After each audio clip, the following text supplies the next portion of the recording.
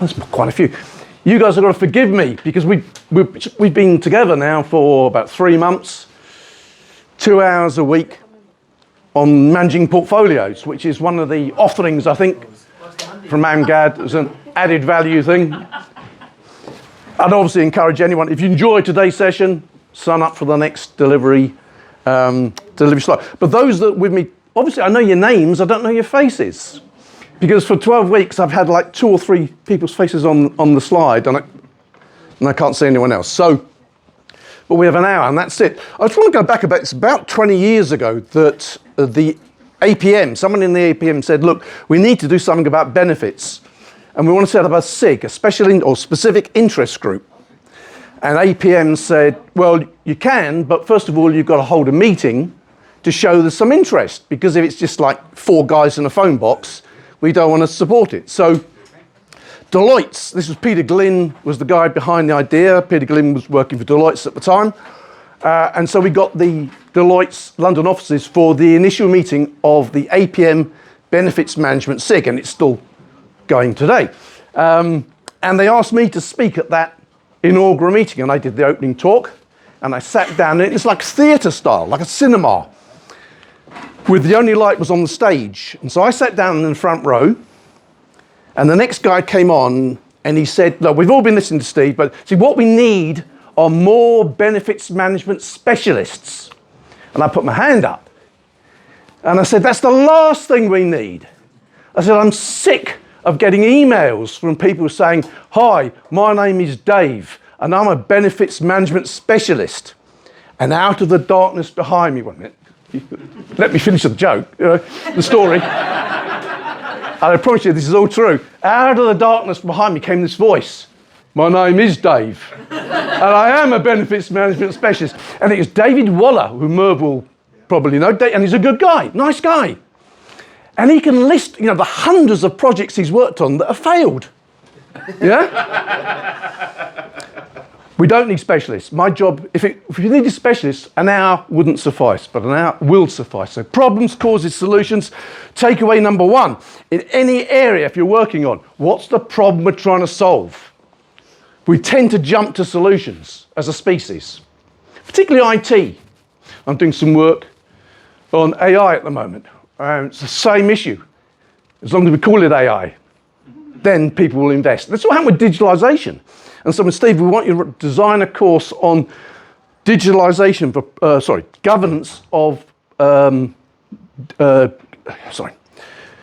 governance of digital projects and digitalization. And I and I'm like, shit, they're just talking about IT. We stopped calling it IT, we called it digitalization because it sounds better.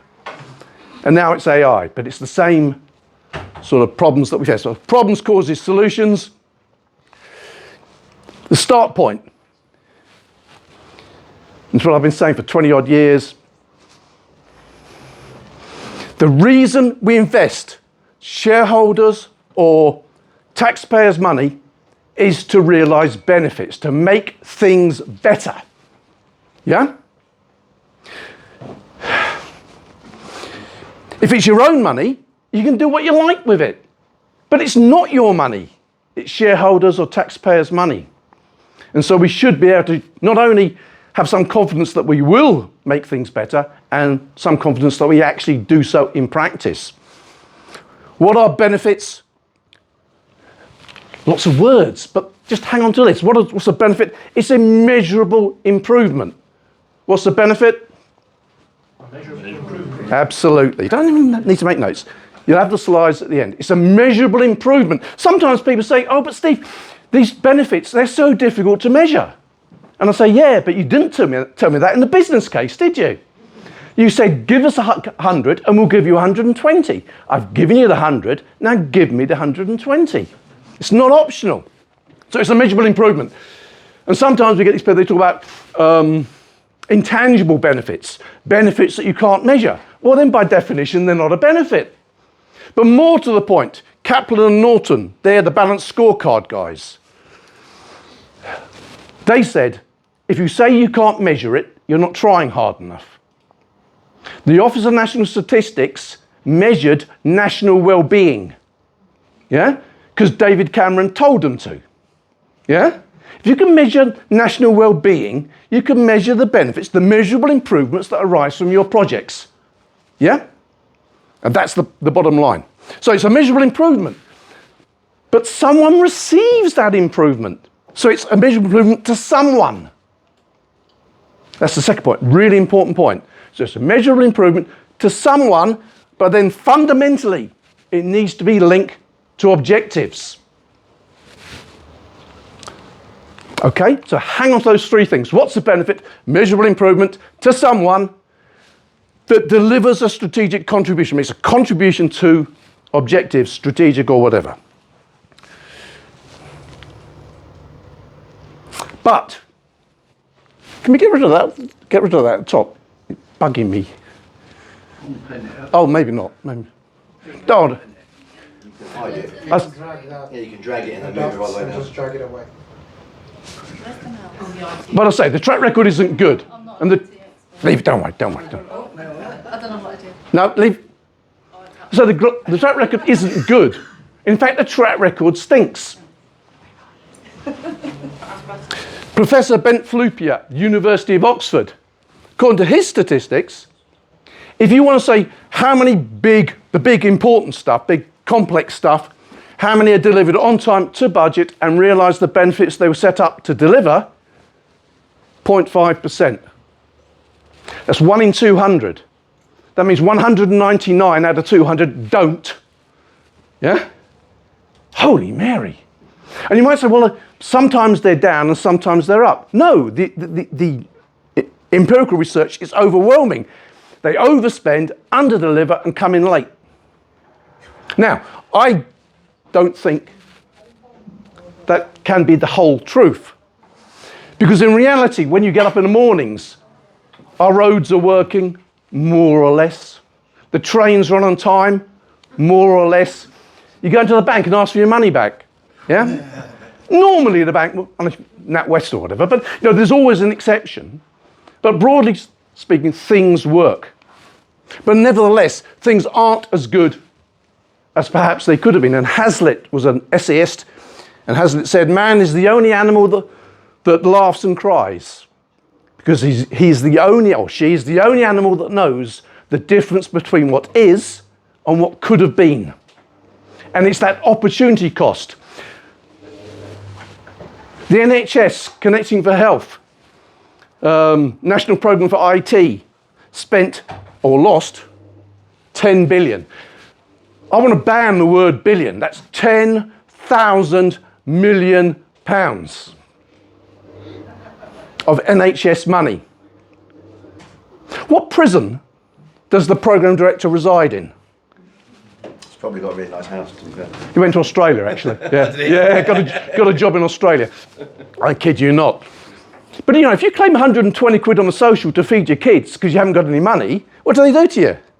They put you in prison. But you blow 10,000 million pounds of taxpayers' money, that's okay. Never mind. One of the leading, a leading consultant pulled me aside one time because I kept saying, it's taxpayers' money. And he pulled me aside and said, Steve, there's always more money. This is government. There's always more money. There isn't. It runs out eventually. The Olympics. Mergers and acquisitions is an interesting area because it's an area where we can measure the benefits. There can be no argument because the rationale of a merger or an acquisition is you should add value to the shareholders of the acquiring company. Yeah? If I buy this guy's company, the people that benefit should be my shareholders. Research is over, and you can measure that in the stock price. Research is overwhelming. 80% of mergers and acquisitions destroy value. The only people that benefit from mergers and acquisitions are the lawyers, the accountants, and the shareholders of the acquired company. In other words, I pay too much. That's the empirical research. So all areas. But however bad it is, and I don't think it's quite as bad as the picture he paints there. But ultimately you have to say, where does he get his data from? If you're talking about big, failing IT government projects, it tends to be the big stuff that's gone wrong. Therefore, there's been a review. You know, if it broadly works, people don't tend to review it. Whatever it is, the HBR, Harvard Business Review, 900 billion out of 1.3 trillion went to waste. Also, I had this phone call. I mentioned about the work we're doing on AI. And that morning, I looked at the BBC and it was saying, waiting lists are going through, this is this week, waiting lists are going through the roof. Is your local hospital one of them? So I'll check, because my wife's a nurse, it's Watford General. So kind of went on, couldn't find it. But it said, the opening line, we asked staff, what is causing the problems? And they said, it was doctor strikes, shortage of staff, and problems with IT systems. I thought IT was supposed to be the solution, not the problem.